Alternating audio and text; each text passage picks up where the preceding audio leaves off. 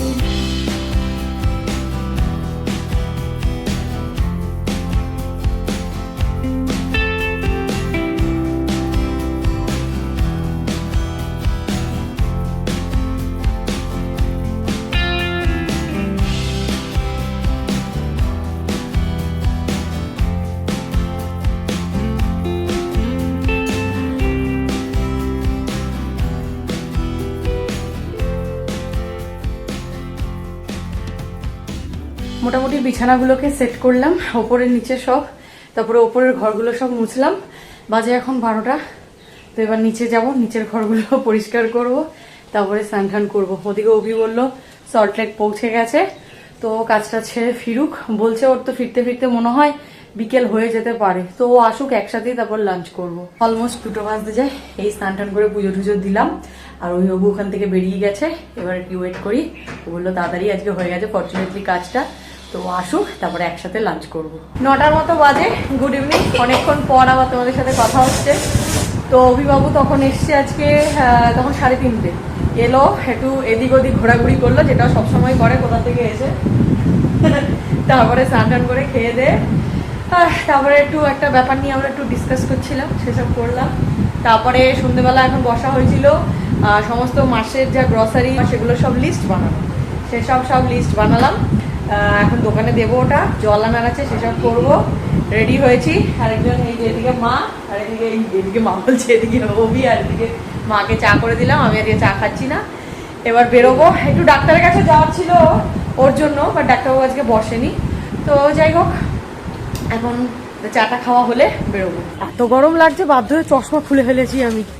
তো দোকানে গ্রসারি লিস্টটা দিয়ে এসে এই তো ঘরে পরার কিছু প্যান্ট নিলাম। আজকের দিনের সব থেকে বড় খবর হচ্ছে আমার মা ফোন কিনছে। এই যে রিয়েলমি, যেই ফোনটা সৌরভবাবু কিনেছে সেম ফোন, খালি কালারটা আলাদা। একটু পেছনটা দেখাও মা, ব্যাক সাইডটা। এই যে একটু আমার দিকে ঘোরো।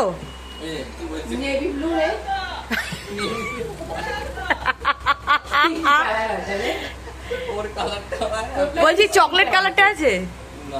বলছি চকলেট কালার আছে? Maroon maroon.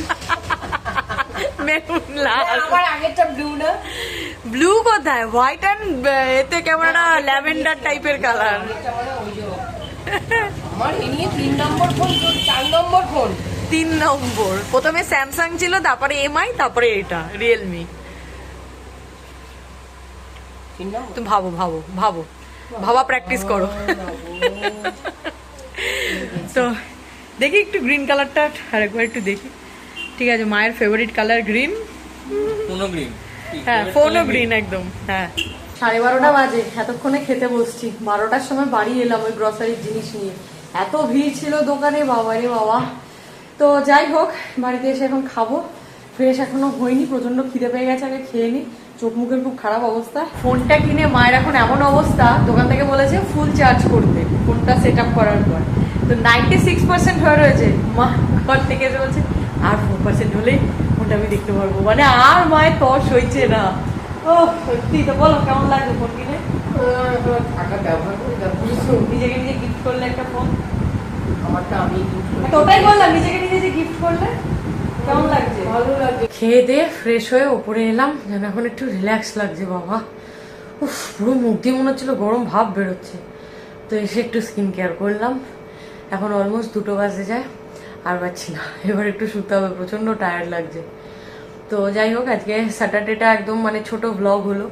তো দেখা যাক কালকে সানডেতে কি হয়। কালকে আবার সকালে উঠে বাজার যাওয়ার আছে এই গরমের মধ্যে বাবা। তো চলো, তার সাথে সাথে এই ব্লগটাও এখানে এন্ড করে দিচ্ছি।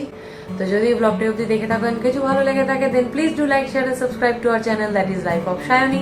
তোমাদের সাথে দেখা হচ্ছে আমার কালকের ব্লগে। ততক্ষণের জন্য tata, good night, stay happy, stay healthy, stay with us, love you all.